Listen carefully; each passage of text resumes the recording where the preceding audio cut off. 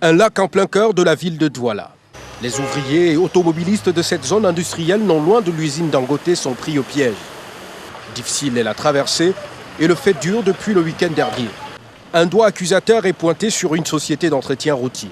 Les gens qui arrangent la route là, parce que chaque fois ils raclent ça. En raclant, ils ont cassé le tuyau d'eau à ce niveau de derrière là. Et tout le week-end, ça a passé le week-end à couler et enfin d'inonder. Puisqu'il n'y a aucune voie d'évacuation, l'eau ne va ni là ni à l'autre côté. Ce mardi, la situation est plus que préoccupante. Les motocyclistes les plus téméraires tentent la traversée car c'est l'unique piste qui mène à la route principale. Les voies de contournement ayant été bloquées depuis le début des travaux du deuxième pont sur le Vouri. Celui-ci n'a pas eu de chance. Son moteur s'est arrêté à mi-parcours. Seule option, pousser son engin jusqu'à l'extrémité. Il est finalement secouru par cet autre conducteur de moto, lui aussi tombé en panne. L'eau entre dans le carburateur. Beaucoup de nos collègues sont calés de ce côté-là. Il n'y a pas moyen. Les véhicules de petit gabarit n'échappent pas au piège, car l'eau atteint les 1,40 m par endroit. Mais à la profondeur d'eau, la voiture n'a pas pu supporter. J'ai essayé, mais elle a bu, elle a avalé. Et quand deux gros porteurs se croisent, bienvenue les embouteillages. Plus de priorité, tout le monde veut passer. L'accès n'est possible aux piétons qu'avec une paire de bottes, et certains se sont frayés un passage sur cette montée périlleuse. Sur place, une société environnante à l'aide de motopompes tente d'aspirer les eaux vers des rigoles qu'il faut au préalable curer. L'attente est longue. Ça fait depuis 7h30 que je suis là. Et il est 9h, je crois 9h30 par là. La situation est extrêmement grave. Elle est très très grave. Ça fait pratiquement 4 heures de temps que nous sommes rendus à Famakam pour déposer un courrier. 4 heures de temps. Des eaux qui se trouvent aussi sur la route principale en allant vers le pont sur le Vouri, cette fois-ci due à la pluie. Jusqu'à quand va durer le calvaire des populations et des usagers de la route? Une question perplexe qui vient remettre au goût du jour l'éternel problème de canalisation dans la capitale économique du Cameroun, Douala. Un problème qui va se confirmer une semaine après. Douala, une ville en alerte, car les eaux de la pluie de ce matin cherchent encore leur passage dans les domiciles. Les habitants ont été surpris par les eaux dans leur sommeil. La pluie a commencé à 3h20, à l'inondation. On est sorti, on appelait tout le monde que bon, faites sortir les enfants de peur qu'il y ait de noyades. Nous, on a été surpris vers 2h, 3h avec l'eau. Et finalement, on constate que tout le monde est dehors. Tout le monde est dehors. Parce qu'on dit souvent que nous, on est les locataires. Sauf chez moi. Mais on était surpris avec les bailleurs même, tous dehors. Donc le vrai bailleur est venu. Quand il y a vu les eaux monter, franchement, ça n'allait pas. Il me réveille, je vois seulement comment l'eau entre en vague. Il fallait que je puisse sortir, regarder les voisins d'à côté pour voir si ça allait.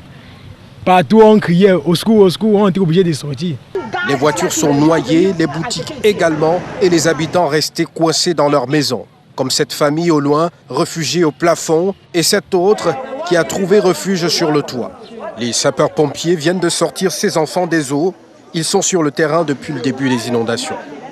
Depuis 1h du matin, on a commencé par intervenir à P4S, Makepe. Actuellement, nous sommes toujours à Makepe, Ndorbon. Bon, les images parlent d'elles-mêmes. Vous voyez, les maisons sont totalement dans l'eau. Ici à Makepe, nous sommes intervenus dans 2 familles où nous avons sauvé déjà une famille là, c'est-à-dire une dame avec ses 7 enfants.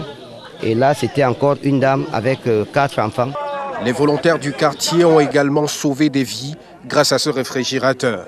Moi, je nage depuis l'enfance et j'ai trouvé moyen de faire ça, d'aider les voisins, quoi. Voilà pourquoi je suis là. De l'autre côté, on est en train de voir ce sauvetage à l'aide de cette pirogue de fortune qui a été donc jetée dans les eaux par les sapeurs-pompiers. Une famille qui vient d'être sortie des eaux par ces volontaires également qui accompagnent les sapeurs-pompiers sur le terrain. C'est carrément du jamais vu, comme on venait de le dire, sur cette partie de Makepe, hôpital général.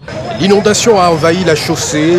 Les habitants de Douala 5e ont du mal à traverser pour se rendre en ville. Il est 10h et les embouteillages durent depuis 7h ce samedi. Rien n'avance car toutes les routes sont prises d'assaut par les eaux. La vallée hôpital général, Sable Aquanor, Makepe Misoko. Ici, au lieu d'Ibao, le collège qui porte son nom est inondé. Pas moyen de circuler, l'attente est obligatoire. Je suis là presque, ça fait déjà 1h30 minutes. Bon, vraiment là c'est fort, c'est grave. Je suis sorti de l'autre côté de l'hôpital général. Je suis allé même pour sauver aussi mon ami, là j'arrive ici tellement même que c'est encore grave. Je sors de Bonamoussadi, je vais à Akwa et ça fait 1 heure de temps que je suis là sur place à attendre. Et comme c'est bloqué comme vous voyez, donc on supporte. C'est vrai c'est pénible mais on supporte. Les piétons subissent les mêmes galères que les automobilistes. La chaussée est noyée jusqu'au trottoir. Certains se font porter au dos grâce à quelques pièces et d'autres à bord de moto malgré tous les risques. Les pieds dans l'eau, on tâtonne pour avancer.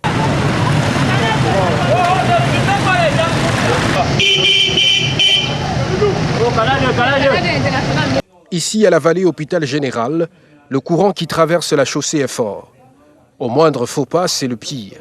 Le sous-préfet de Douala 5e et le premier adjoint au maire interviennent sur la chaussée en attendant l'arrivée de la police. Il donne sa lecture de la situation.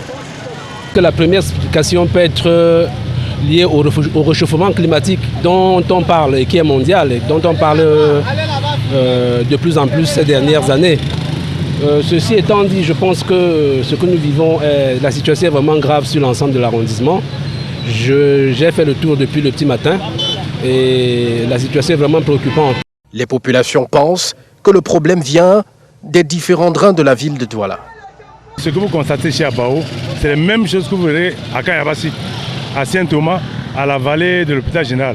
On est encerclé, depuis le matin on ne sort pas.